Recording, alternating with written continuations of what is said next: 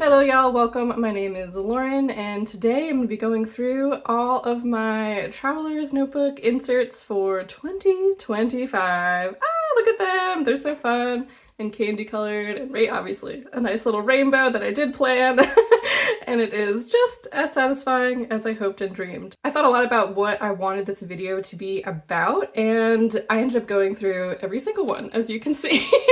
And I split up the drawings that I liked into three categories. Things that are different every day, things that change now and then things that are unique. And we'll get into each, like what each of those categories really means. But really it was just a way for me to kind of reflect on what I've drawn this past year and then what I want to do into 2026. I have a really intense emotional connection with Traveler's Notebooks. It's what got me back into drawing. I have a very, computer-based job like a lot of people. And I really just wanted something tactile again. I wanted to get back into drawing, and this system just really clicked for me and kind of led me down the rabbit hole of journaling, and now I have a ton of journals. I have a Hobonichi, all of those things. But this will forever be like the first system that got me back into writing, into drawing, into memory keeping, all that fun stuff. And 2025 was the year that I wanted to draw a lot more. I wanted to be more intentional with drawing. I wanted to just go for it every single day. I definitely had been doing that every single day in 2024. As you can see, the rainbow continues. We ended with a purple one in 2024. I didn't even decorate the cover of this one for some reason. But all of these were split spreads. So the left side of the page was journaling and writing, and then the right side of the page was drawing. And then in 2025, I got my first Hobonichi, hooray! And decided that these were just going to be drawing, but I kept the page count the same to start. So I had a double spread for drawing, and I was really stoked about that for a time. And then I went on my first trip, and then I just felt behind, and then that feeling just persisted throughout the entire year. Even though I did catch up every single time, it just got to be a little bit too much. And I did make adjustments. So at first I went back to having each page of the spread be a single day, but just do drawing on both of those pages. And then eventually I was just doing one big spread every couple of days. So it was still 2 pages. And then I got to November and I was just like, you know what? I am done. So I took all of December off. I didn't do any spreads anywhere, and I have picked back up and I do have a plan for 2026, but I feel like it makes more sense to talk about that at the end. So feel free to hop around, skip around. If you want to just jump to the end and see what I ended up doing, go for it. I support you. But I will go through each category. So you see number 1 and number 2, and we'll do that chronologically because that's what makes sense in my head. Okay. Oh, and a quick note about how these are made. I did make all of these myself, which was very time consuming. It is really satisfying to look at. I don't know if I'll do it again. We'll see. But these are all, the colored covers are French paper. Back in the day, they had a gigantic sample pack that you could buy. I don't believe they have sample packs anymore, which is real sad. Or at least not sample packs that have every single color, which this sample pack did, which was amazing. And then the interiors are a mix of Tomoe River Sanzen loose leaf sheets and Yamamoto Soliste. Okay, let's get into it. Things that are different every day. So this one is really maybe a little bit of a misnomer. It is the most repetitive of all the categories, and it's really things that are a tiny bit different day to day, even though they follow the same routines, the same patterns, things like that.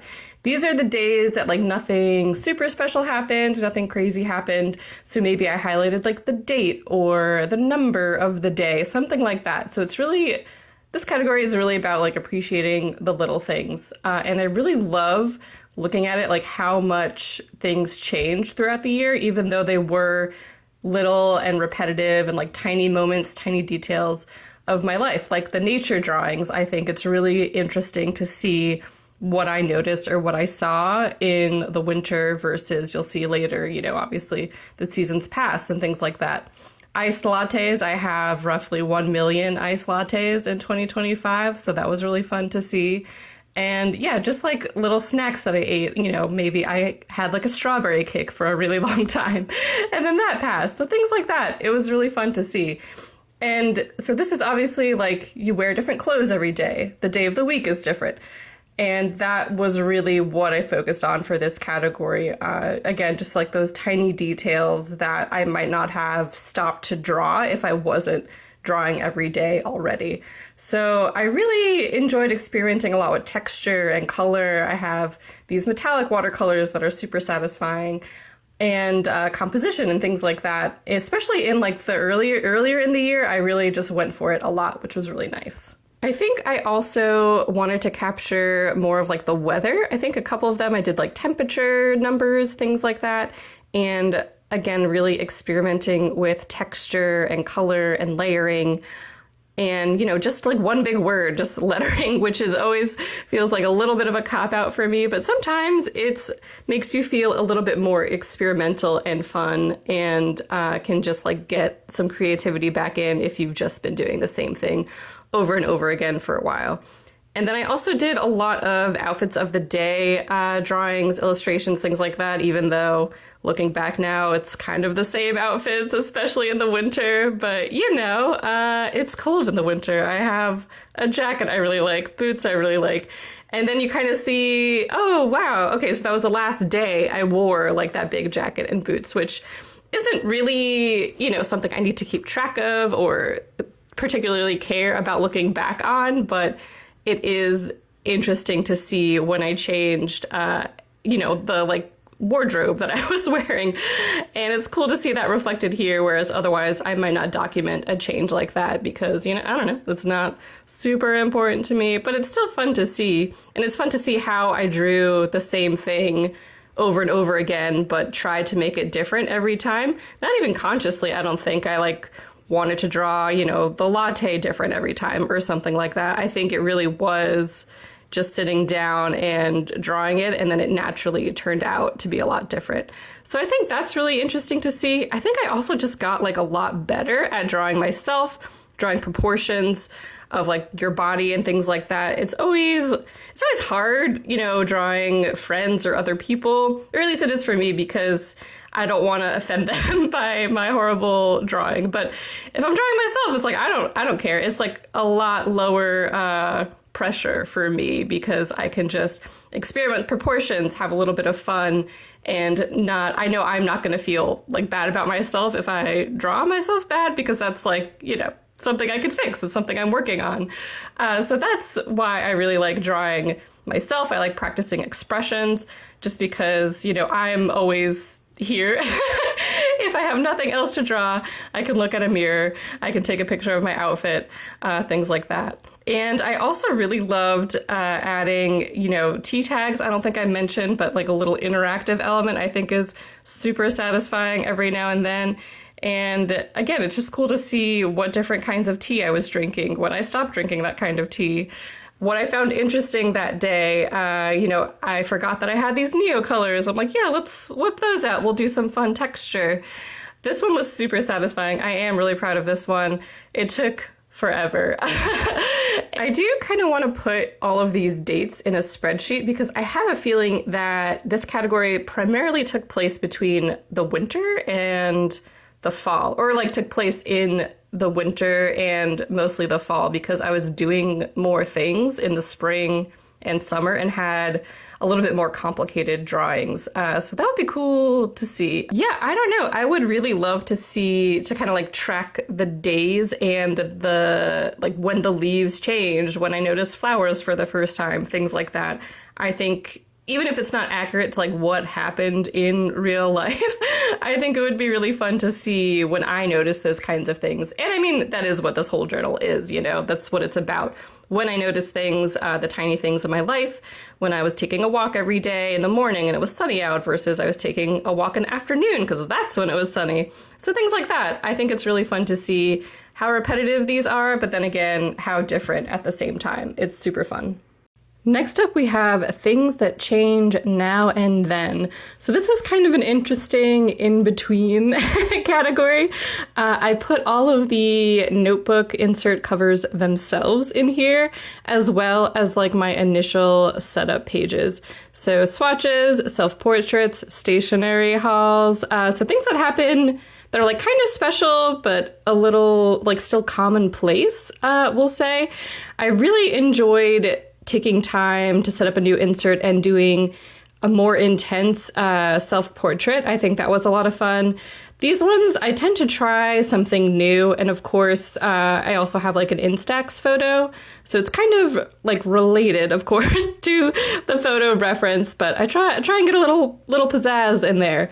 And then I also put in media. So like the books that I was reading, the music that I was listening to. I kind of knew this year, actually, or knew in 2025, I did more quotes, more lyrics, and just kind of reflected the media that I was consuming in a new and different way. I really got obsessed with these like large script pages. I did a couple of those. Ghosts, such a solid show, great cast.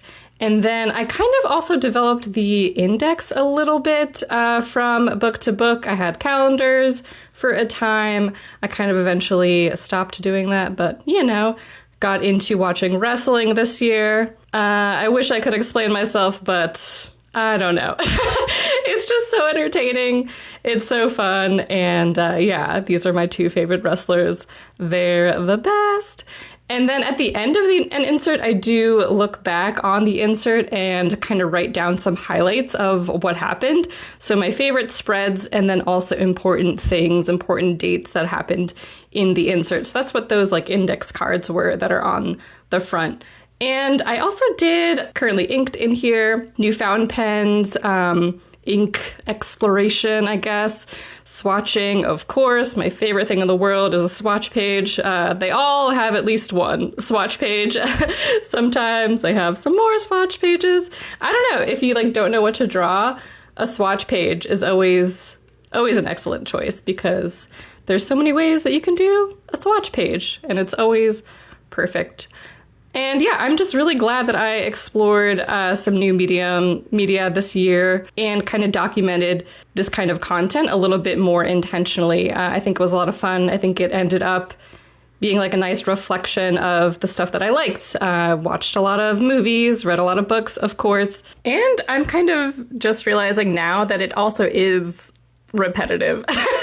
Maybe all of these categories are just repetitive just because we're creatures of habit, and it's nice to see the tiny changes in tasks that you do frequently, things that happen a lot.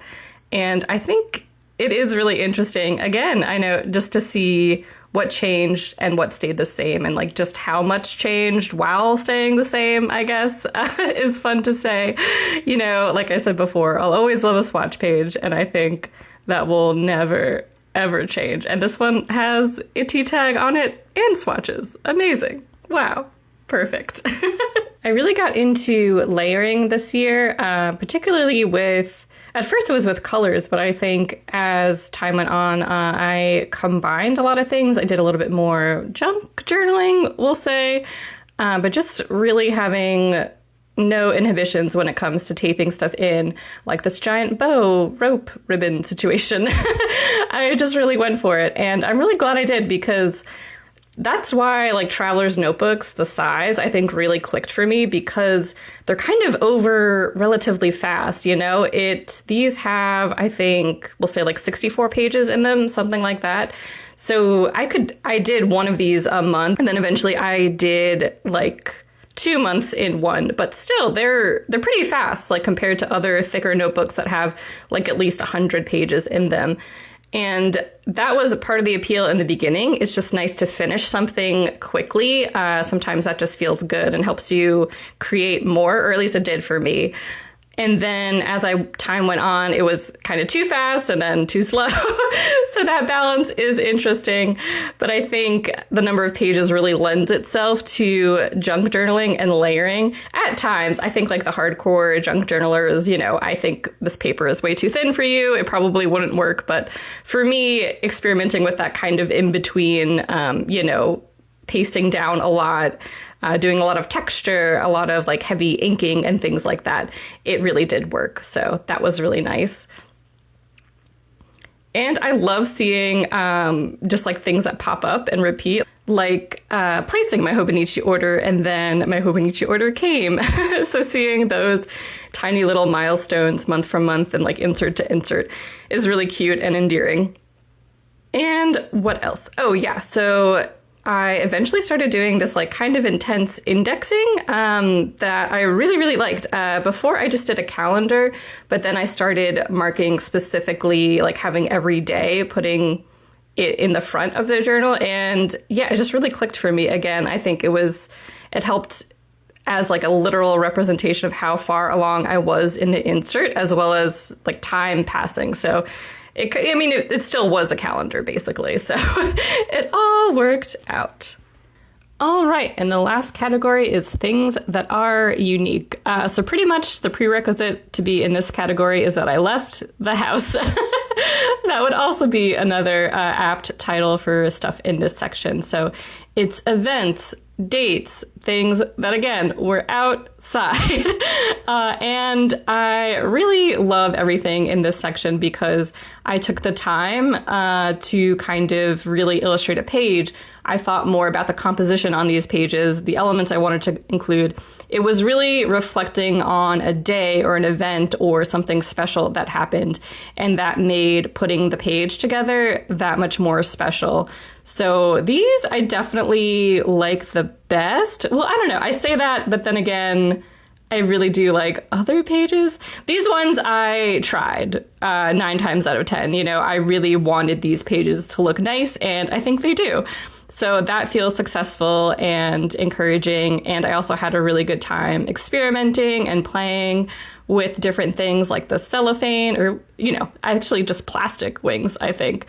But these are a lot of fun, and I have really strong memories tied to these days. So part of it is like I want to appreciate everyday things, but I think it is nice when you have a special day to just say, yeah, this was a really awesome day and I want to remember everything about it. And celebrating that just as hard, I think, is really fun. And it just is a nice visual representation of the day and what happened and what was important to you. And it's okay to like take time and want something to look nice. I think a lot of times I'm like, oh, I'll just draw, I won't worry about what it looks like. I just want to draw. I just want to do something. And then sometimes the flip side is, actually, I really do want this to look nice. And that's okay. And sometimes I feel like if I admit that to myself, then I'm setting myself up for failure because, if I try really hard and it doesn't turn out, I'm going to be really upset. But if I don't try that hard and it turns out amazing, then I'm going to feel so good, So I think being honest with yourself and having that confidence to be like, yeah, this is going to look great, is sometimes a little bit scary. And sometimes I think, at least for me, it just makes me second guess myself a little bit more. But hopefully in 2026, I will squash those feelings. I will take time, relax a little bit more, and just do a little bit more detailed art and be more confident. And start again, I guess, is also tricky because these, I kind of want them to be like one and done. I'm not spending days on these pieces more often than not. Sometimes I'll do the line work and then come back and do the painting, but I really do want it to be a little bit more ephemeral. But maybe in 2026, it could be a little bit more detailed and studied and time consuming, but not overwhelming. There we go. And so there you have it, a whole year of art journaling in Traveler's Notebooks. A little insane. And yeah, I thought at the end of this process, I was going to be like, you know what? I only want to do like things in that 3 categories. So things that are unique, that I have a lot to draw from, that are really great experiences and memories. But like going through all of these, it did make me appreciate all over again, like those little details of like daily life that not that I don't notice or don't appreciate, but maybe I wouldn't necessarily take the time to write down if I wasn't like doing this every day. And it's crazy how much you can see like changed in a year. Obviously, this was like a big year for me. I had a lot going on in different ways and different things, but I think it's interesting to look back and realize, oh, that was like the last time I did that. I probably won't ever do that again or something like that, you know? And so in 2026, I did decide that I'm going to do less overall, not because I regret doing this or anything, but just because it's a lot of time. It's like at least an hour a day of just drawing. And even on the days that maybe, you know, I spent like 30 minutes or like 20 minutes, it is just like this constant thing in my mind, like, oh, I gotta do a page today, I gotta do a page today. And I don't really feel that incessant kind of pressure with the Hobonichi. And I think there was a time where that pressure wasn't like a bad thing, and it did make me like think like, oh my god, what even happened today? Like, let me go on a walk, let me see something, like let me just explore, you know? So I do really like how it made me more conscious, I guess, of my environment. It made me look at things with a new light, but I think I have that skill. I'm good now, you know? And I think I just want to focus my energy on bigger, longer creative projects. But I still do like a lot of these kinds of drawings in the Hobonichi. And I don't really have any videos of what those pages look like yet, but I will. So stay tuned. And I think, you know, I would say it's like, if you had just asked me, my knee-jerk reaction would be like, you know, filling up a traveler's notebook spread is the same amount of effort as filling up a smaller page, because we can play with scale, we can do things. If I just want to fill a page, you know, I know how to do that. But the smaller size really does feel easier and more approachable to me in practice, you know, when I actually go down and sit down to draw. It feels less intimidating, and I think partially because of like the grid and like the date that's already on there. And I did try that with, I don't know, one of these. Where were we? I think it was in the spring sometime. So I had those Hobonichi pages in there. I do have a video on how I cut down a cousin and all my chaotic ramblings and reasonings for doing that. And, you know, I knew that about myself. That's why I wanted to try it and see if it would work. It did work for that insert, but it's just too much of a mess of a process to be worth it long term. And, you know, I had the paper issues this year, so I abandoned that after that one insert. So yeah, I tried a lot of things. I did a lot of drawing this year, and I'm really excited in 2026 to keep drawing, maybe not exactly like this, take more time, do more finished pieces, more finalized art in different mediums and things like that, and just spend my time a little bit more intentionally rather than feeling like, oh my god, I have to do a page, I have to do a page. And maybe there will come a point in the future where I do want that kind of pressure and energy, and that's how I feel creative and inspired. You know, it's not like that'll go away or I like never have to do that again, you know? I think we can have a spectrum of feeling like pressure is a good thing and like fosters creativity versus like, I don't need any pressure actually, I just want to relax. And yeah, I'm still really grateful that I found this system, that it exists. You know, I think we, as a journaling community, definitely not talk a lot of smack, I guess, but you know, we like nice things, and sometimes it feels like I could just pick up any old notebook and the results would be the same. But sometimes the system, the paper, the format, it really does matter, and it really can be more inspiring and help you be more consistent with drawing or journaling or whatever you want to do. So yeah, I guess buy more notebooks. We'll end on that as the final message of the video. Yes, try all of the notebooks, try all of the things, and just keep creating art. Thanks so much for watching, and I'll catch you in the next one. Bye!